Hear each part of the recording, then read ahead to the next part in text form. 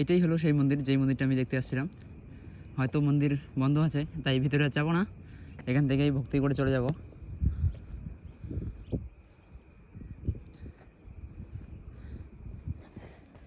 বিশ্বাসই হবে না, হ্যাঁ, পাহাড়ের এত উঁচু একটা মন্দির আছে। এখানে নাকি ভীমের একটা পা পড়েছিল, এরকম লেখা আছে শুনছি। এখানে পায়ে নাকি একটা চিহ্ন আছে, জানি না কোন জায়গাটা, কিন্তু সবাই এরকম করে বলে। এখানকার যে কেরালার যে মালায়ালাম লোক আছে তারাই এরকম করে বলে। তো ছুটি করার পর একাই একটা অ্যাডভেঞ্চার করা আমার কাছে খুব সুন্দর একটা জিনিস। হয়তো তুমি চলে না গেলে আমি কোনোদিনও এরকম করে ঘুরতে পারতাম না একাই।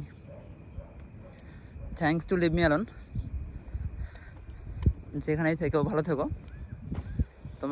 তুমি আমাকে ছেড়ে যাওয়ার পরেই আমি নিজেকে নতুন করে বাঁচতে শিখিয়েছি। হ্যাঁ বন্ধুরা, দেখো সুন্দর জায়গাটা একবার তোমরা উপভোগ করো। যদি কেউ তোমরা বাড়িতে বসে থেকে কেরালাকে দেখতে চাও, তো আমার এই ফেসবুক পেজটাকে, আইডিটাকে ফলো করে দেখো। আমি যতদিন প্রত্যেকদিন যদি ছুটি করি, তো প্রত্যেকদিন নতুন একটা করে জায়গায় যাব আর তোমাদের সাথে ভিডিওগুলো শেয়ার করব। প্রচুর গরম বন্ধুরা, দেখো একবার ভিউটা একবার দেখো, খুব সুন্দর একটা জায়গা।